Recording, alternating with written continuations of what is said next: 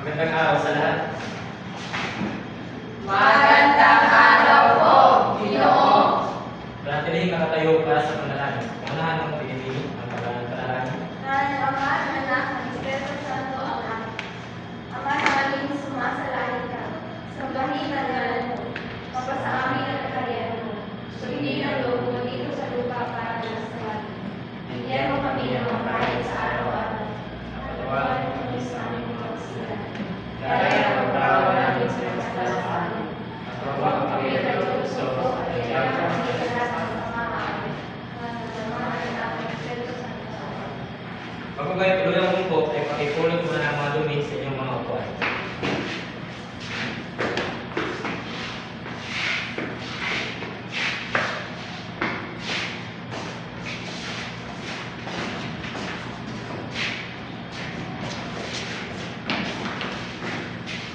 Balik, magandang hapon sa lahat. Magandang araw po. Mari na kayo. So, ngayon class, ay magtatanong muna ako sa mga lumiban. Sabihin lang nandito po. Bada, Dito po. Komendador, Dito po. Sumayan, Nandito po. Sudarya, Nandito po. magaling. Walang lumiban sa klase nito. So, para sa ating pagsisimula, ay nais ko muna ipakilala sa inyo ang aking sarili. Ako si Ginoong Stony R. Martel. Pwede niyo rin ako tawagin Sir Martel. At ako ang magiging guro niyo sa Asignaturang Pilipino. Nagkaintindihan lang ba? Oo. So, ngayon, okay class, ngayon ay ilalahad ko sa inyo ang mga alituntunin na dapat yung sundin sa loob ng silid-aralan.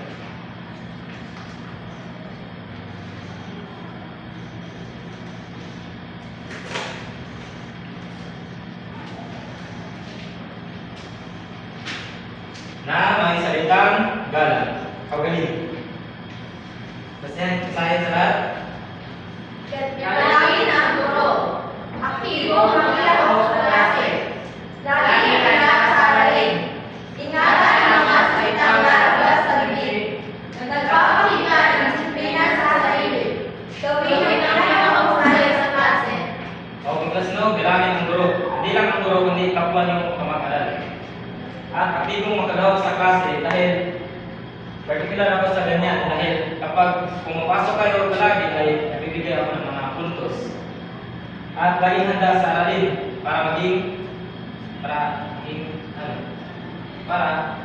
alam mo ang mga dapat itanong sa mga guro.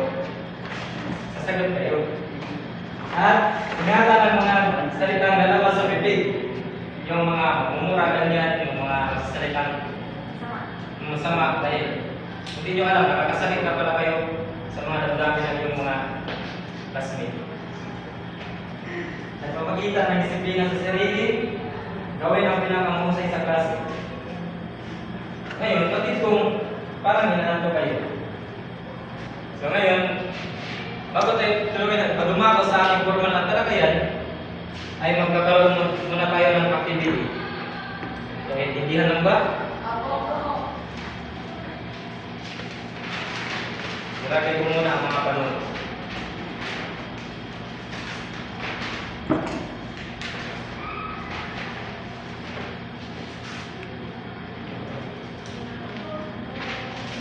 Basahin ang panunod.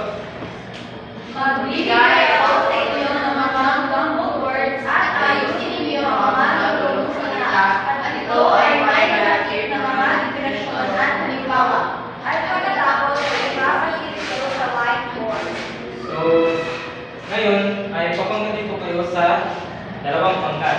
At pipili ako ng isang mag-aaral sa bawat pangkat para sumagot. Nagkaintindihan lang ba? Simulan tayo dito.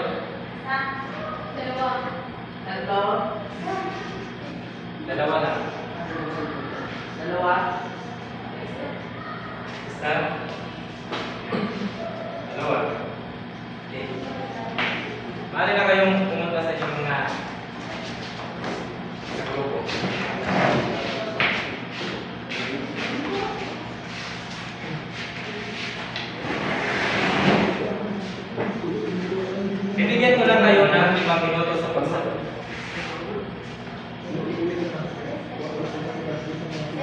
Huwag na lang pala yung skill. Diyan na lang sa inyong kuhan. Yan yung sasabihin ng sagot. Ayan. Tapos na ba?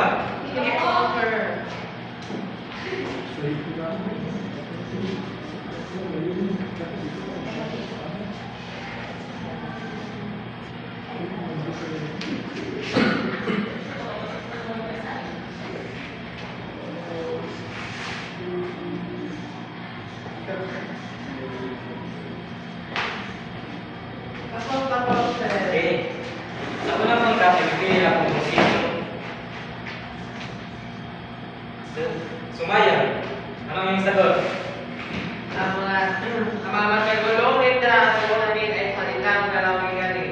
Magaling.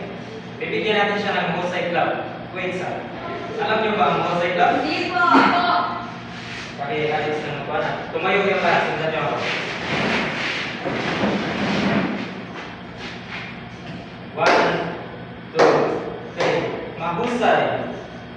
1, 2, 3, mahusay. Okay. Ulit. Bibigyan natin ng mahusay na palakpak si Janine. 1, 2, 3. Mahusay. Okay, maraming naman po. Ang ikalawang pangkat. Ano yung sagot? Ikaw, Bada. Ang natuon ng salita ay bandal. Okay, magaling. Magpakagalit natin siya ng mahusay club. Kumain kayo. Okay. 1, 2, 3. Mahusay. Pare na kayo po.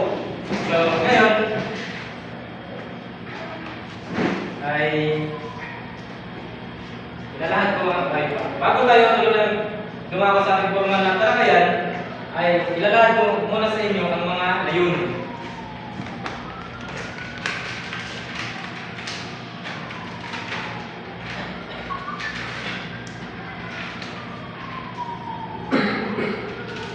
Ibasa. Nasusuri ang lahat sa wika patay sa formalidad. Nakasulat ang mga pag-uusap gamit ang antas ng wika. Kasalan, na ipapakita ang pag-aaral at ang formal sa pagsasalita gamit ang formal at informal na wika at nakakapagpapatayan ng salubin gamit ang antas ng wika sa mga wika ng pagsusulat. May ideya na ba kayo kung ano ang pagsagtaan ng tayo natin sa araw na ito? Sino gusto sumagot? Pakitaas lamang ang kanyang kamay. Binibini. Siguro po ito po ay atas ng wika. Okay, very good. Bigyan natin ng palakpak si Binibini. Komendador. Ganito ang aming sariling version ng Mahusay Club. 1, 2, 3, 1, 2, 3, mahusay. Opo, sige. Tumayo ang lahat. 1, 2, 3, 1, 2, 3, mahusay. 4, 3, 3. Isa, dalawa, tatlo. Isa. Mahusay. Okay. So, tayo ng antas ng wika. Mali na tayong muko.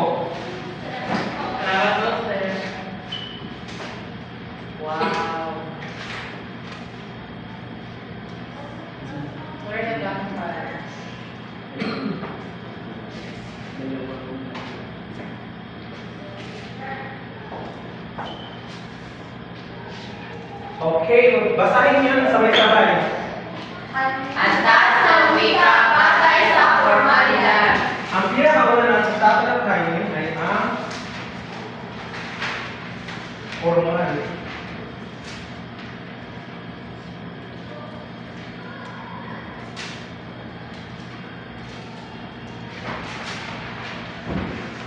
Basahin niyo sabay-sabay.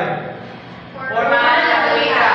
Ito ay ginagamit bilang pamantayan lalo-lalo na sa mundo ng akademiko. Okay, ang formal na wika, ito ay ginagamit sa bilang pamantayan lalo-lalo na sa akademiko. So, dito lang kabilang na dito ang wikang pambansa at pampanitikan. Ito ang ginagamit sa pagsasatiktik sa mga libro. Ito din ay katanggap kung mas nauunawaan ng lahat. Dito, unahin muna natin ang wikang pambansa.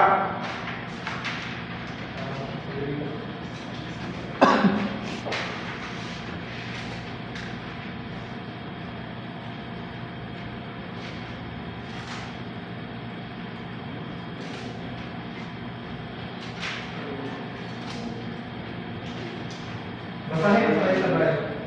Mga bansa, ito ay mamaya ang salita ulit formal. Okay, ito naman ito ay mga payak na salita ulit formal. Halimbawa, ito ay mga salita lamang na madali lamang na uunawaan. Kapag sinabi natin ama, ito ay isang magulang na lalaki o babae. Kapag sinabi naman natin ina, Babae. babae. So ito lamang ay mga payak na mga salita na madali lamang na uunawaan. Pangalawa naman ay isa rin formal na wika. Ito din ang tinatawag na pampalitikan.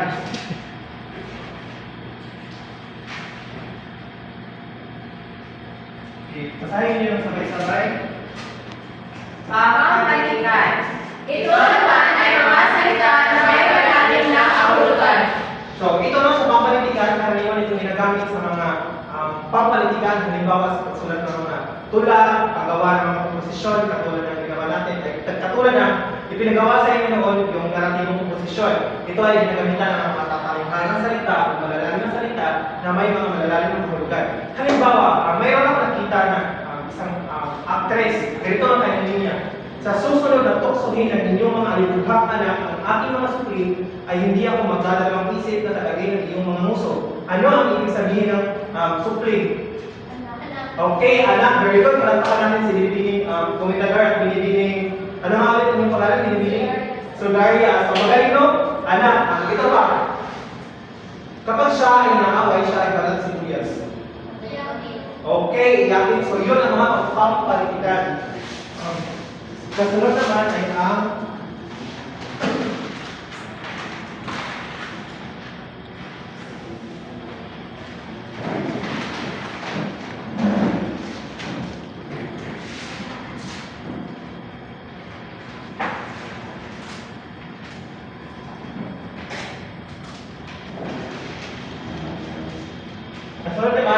di formal. Maaari ang basahin na sabay-sabay. Di formal. Ito naman ay mga salita ginagamit sa pakikipag-usap sa kaibigan. Ito ay ayaw isa-iso. Ang balbal, kolokyal at lalawi-lawin. So, ang formal law, ito naman ay mga salitang ginagamit sa pakikipag-usap sa mga kaibigan. Halimbawa, dito, meron tayong tinatawag na balbal, kolokyal at lalawi. Ito ay maaari natin gamitin kapag tayo ay hindi mapawala tayo sa formal na sitwasyon. So, una, meron tayong tinatawag na balbal. So, ang balbal is lang, sandali niya.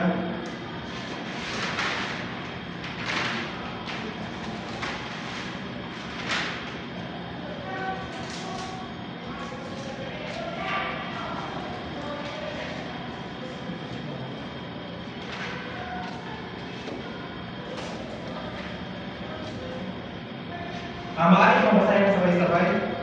Balbal o sla ay ang mga salita hindi formal ngunit ginagamit sa araw-araw na pananalita.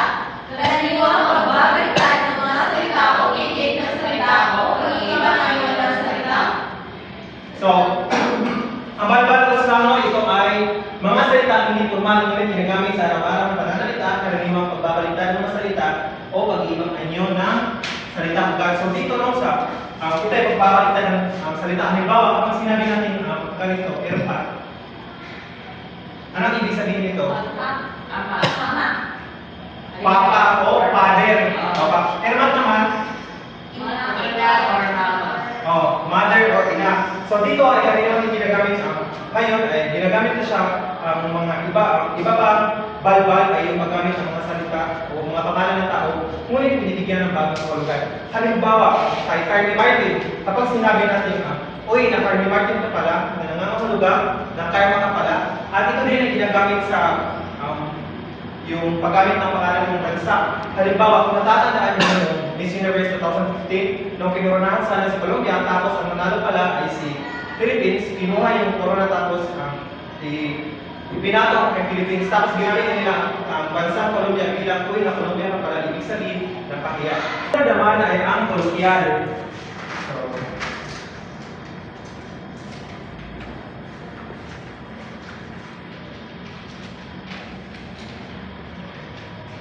maaari pong basahin ng sabay-sabay.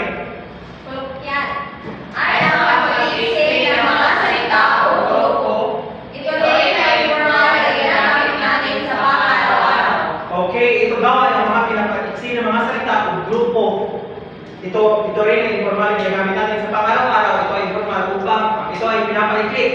mapadali ang ating pagsasalita. Halimbawa, kapag sinabi kong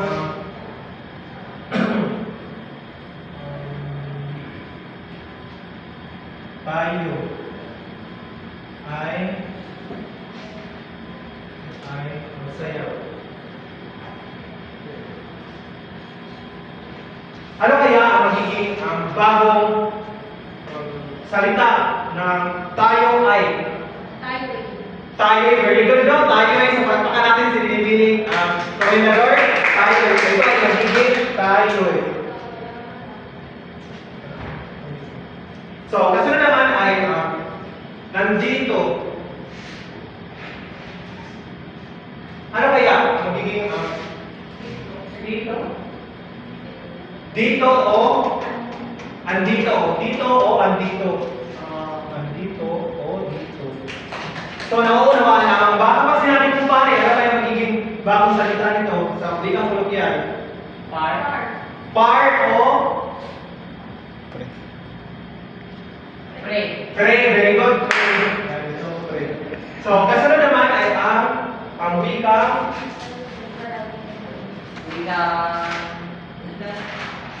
lalaki ganin.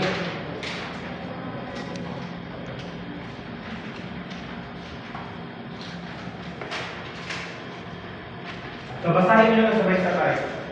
Lalaki ganing ay naglalarawan sa mga salitang mabuo ng mga dialekto o wika sa bawat lalawigan. Sila ay naging mga salitang hindi nagmula sa panyang wika. Okay, no? Ang lalaki ganin ito ay mga ginagamit lamang sa isang particular na lugar o rehiyon. Ito ay hindi nagmula sa mga banyaga. Halimbawa, dito sa ating rehiyon o dito sa ating probinsya, tayo ay gumagamit ng wikang Cebuano o Bisaya. Kapag sinabi natin adlaw, sandali lang. Adlaw. Ano kaya ito sa wikang Tagalog o Filipino? Araw. Very good. Araw. Kapag sinabi ko naman lingkuran, kapag sinabi ko tiguang, matanda. Very good. Okay. So, dito nagtatapos ang ating talakayan. Meron pa kayong mga katanungan? Naiintindihan lang ba? Kung ganoon ay mahusay at unawain lamang ang ating talakayan. Ngayon ay mayroon akong nagabay na tanong. Una, bakit kaya mahalagang malaman natin ang iba't ibang antas ng wika? Bakit kaya mahalagang malaman natin ang iba't ibang antas ng wika? Sa gustong sumagot, taas lamang ang inyong kamay.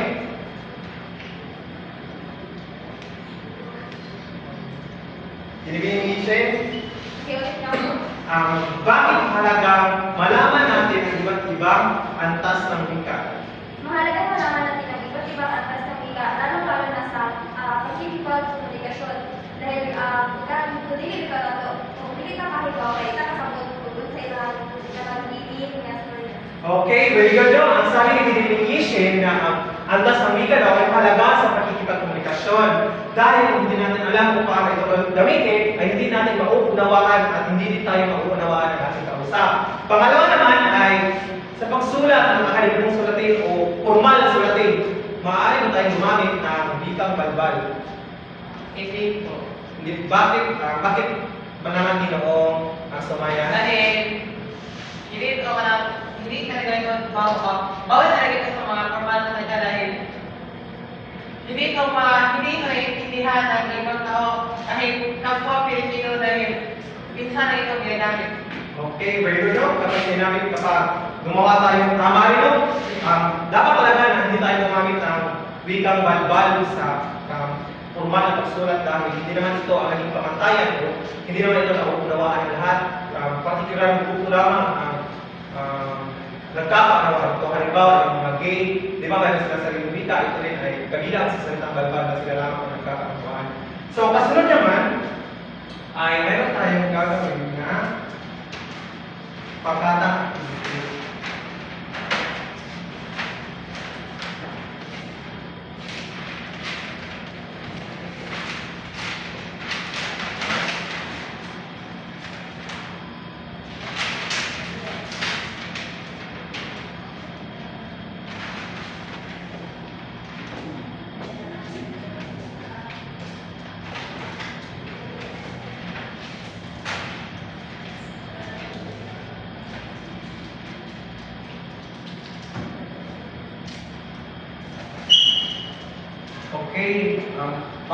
basahin ng sabay-sabay. Panuto. Basahin ang mabuti ang bawat pag-uusap sa iba. Tukuyin kung ano ang taas ng wika at kailangan at itambay sa lubugin.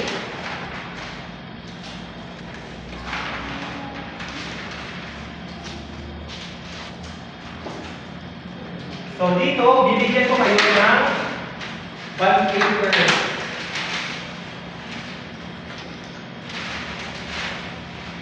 Sadali lang. So narito. So ngayon ay, sino nga ulit sa inyo ang unang pangkat? Sino sa inyo ang unang pangkat? Kanina.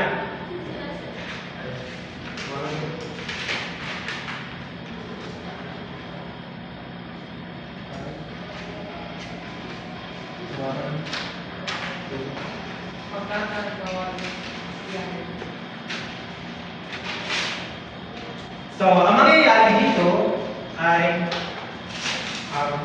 sasagutan nyo ng sabay ang unang pangungusap. Tapos kapag sinabi kong itaas ninyo, yung mga sagot ay sabay-sabay nyo itong itataas.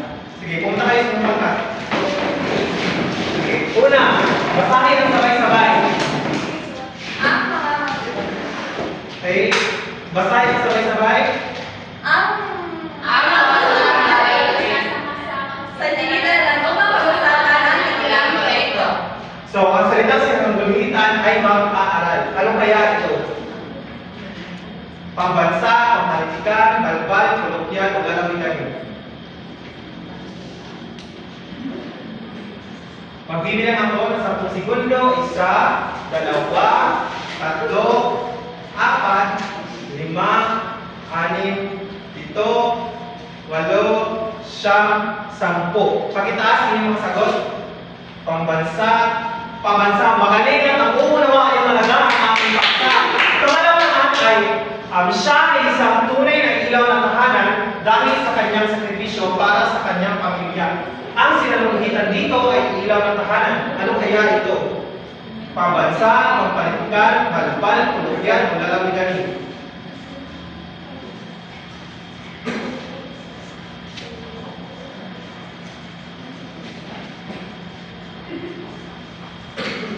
Magbibilang ulit mo ng 10 segundo. 1, 2, 3, 4, 5, 6, 7, 8, 9, 10. Pakitaas. Okay, magaling. Mahusay ulit. Dahil alam niyo naman ang sagot. Ang pangmalitikan. Pangatlo naman ay biglang dumating si Carlo at sinabi ang jowa ko ay nasa labas. Ano kaya ang salitang jowa?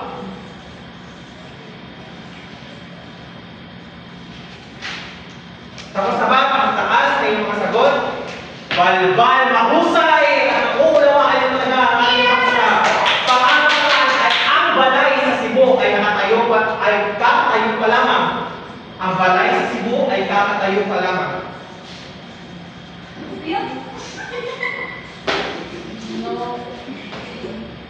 Okay, pagkitaasan yung mga sagot. Ang tamang sagot ay lalawiganin.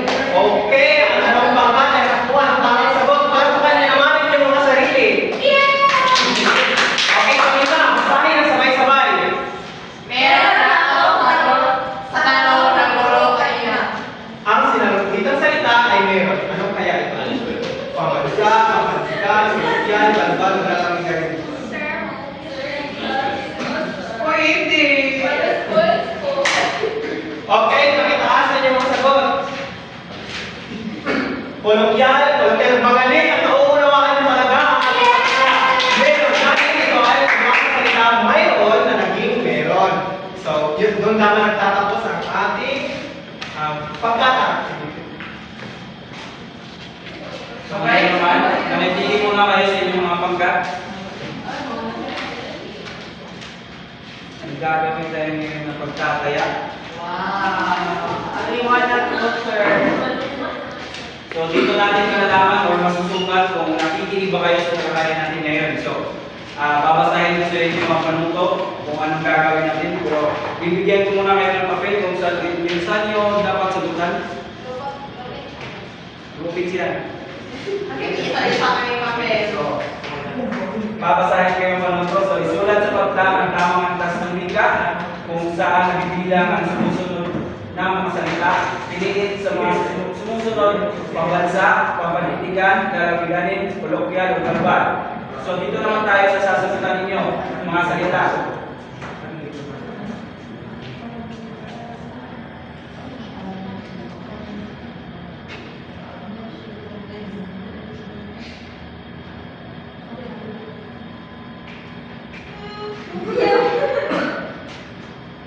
So, tapos na ba? Hindi pa po.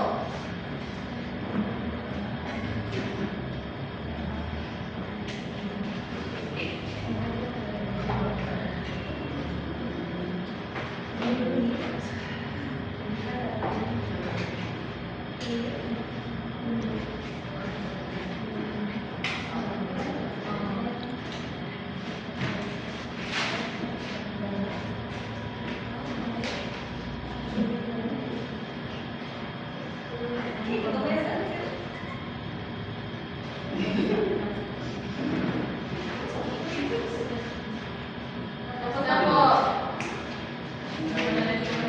Basa. Sir, kaya po yan. Nakakaansa po na. Magaling. Mali, So, ngayon naman, bibigyan ko kayo ng takdang aralin. So, bago ang lahat, babasahin ko muna yung takdang aralin na dapat yung gawin. So, pumili ng isang awiting bayan mula sa alimang rehiyon sa Pilipinas, maaaring Tagalog, Bisaya, Ilocano, at iba pa. So, halimbawa, bahay kubo, pamanalawin, ating kubo, singsing, at sa pagkikita ng bawat antas ng wika na makikita sa nabiling kanta.